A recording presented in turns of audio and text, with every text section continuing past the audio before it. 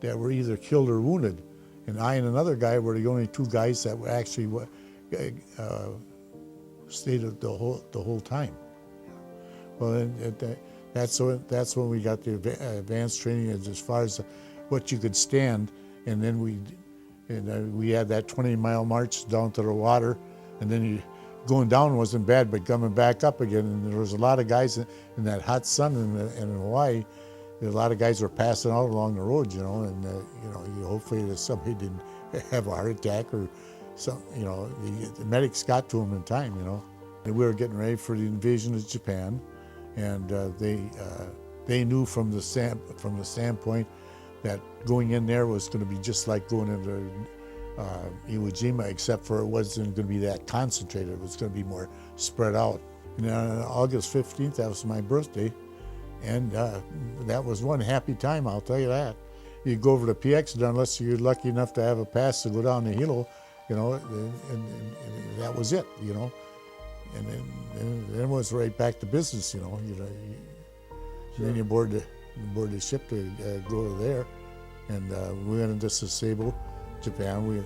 That was a naval base, and that's where they had those mosquito boats loaded with explosives that they were going to run out at night after our cruise ships. And you'd be surprised, there was a training. Some of those girls were 13 years old, trained to do that. Well, we were there for a few months, and then see, on the other side of that island where we were, Sasebo, on the other side of that island, about 60 miles away, was Nagasaki and Hiroshima, where they dropped a bomb, and that's the big harbor where the Japanese fleet, the convoys were set up to go to Pearl Harbor out of there. And then this naval base here at Sasebo, that was a seaplane base and a fighter base, and it had a whole 9 yards. In fact, like Bob was saying, there was caves in there that you could fly a small plane in it. It was all hollowed out, and all their equipment was in there, extra guns and rifles and bayonets and you name it all. Well, I forget how many months we were there, but then they started to break up the division, and some of the division guys went home, and they were home, left around Thanksgiving, and then some of them left around Christmas. But most of them were all home in January, and they took those directly. They took them to break up the division, took them back to San Diego, and they went to Camp Pendleton, and that was the end of the 5th Marine Division. So if you were lucky enough to go out with those. But see, we went home on points, and us young guys didn't have enough points. So then they formed a unit. We had bypassed some islands down in Peleliu that was supply bases for the Japanese, used them for supply bases. And there was about 350 Japanese down there. So we were shipped down there to clean them up and get some ships, Japanese ships that was ever left, to haul them back to Japan. But then what happened in the harbor, the Seabees and the Navy couldn't get in with our minesweepers because some of those mines floated out and come on inside the reef. So our job was, one of my jobs was that we took a Japanese divers with a Japanese landing craft, and we'd go out there, and the divers would go down, hook a charge underneath, and then we'd back off and then blow it up.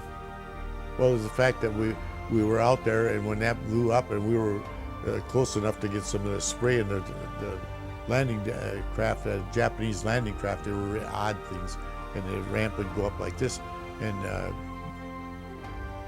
it was wet, and I was up in front, and I slipped down on it, and two of those divers jumped on me, and my buddy in the back, shot him in the knees. Well, I don't know what they were going to do with me, but they could probably, either that or they were going to help me get up. You don't know. So my buddy didn't know what they were going to do, so he nailed him, but they didn't kill him. And even if you did, if you did go back and kill him, how do you justify that, to killing somebody after the war, an enemy after the war? And then they say he wasn't armed well, So he was from Texas, but that guy could take your eye teeth out at 1,000 yards. You know, and an old sergeant that was in charge, he was the top dog. You know, don't worry about it. Yeah, don't worry about it. But we thought, well, when we get done with this, now we're going to go home. Well, that wasn't the case. They shipped us up to Guam, and we ended up being guards on B-29 bases. The highways into B-29, so we acted at that till the middle of June of '46. And the rest of the guys were home before. So there was 8 months in there that wasn't on our war record that we were down there. And finally, we got the record straightened around. They send us to San Francisco to Treasure Island.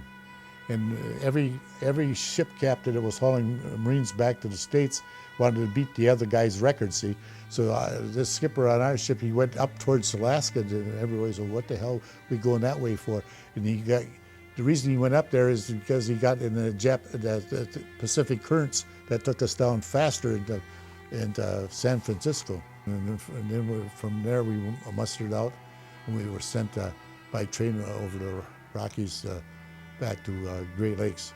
We got discharged at Great Lakes. Well, we were so young, you know, and that bypass, when we got out, we were so damn lucky to be alive. When we got home, the only thing we were interested in is I had to go back to school, had to get a job, I had to, you know, and you know, it just blanked out because of the fact that whatever happened, who would you tell it to, and who would believe it? You know, I never even told my parents. I never even told my dad, you know. And my brothers, well, they were in the Korean War, and they knew all about it. So what do you tell them? You know, what do? You're sitting and you're thinking, and you say all of a sudden you start thinking, geez, about, you know, this guys. I wonder what the hell, you know. Well, you know, the ones that didn't come back, you don't know if they come back or if they raised a family just like you did, and sometimes you sit and you know you get pretty emotional. You cry by yourself.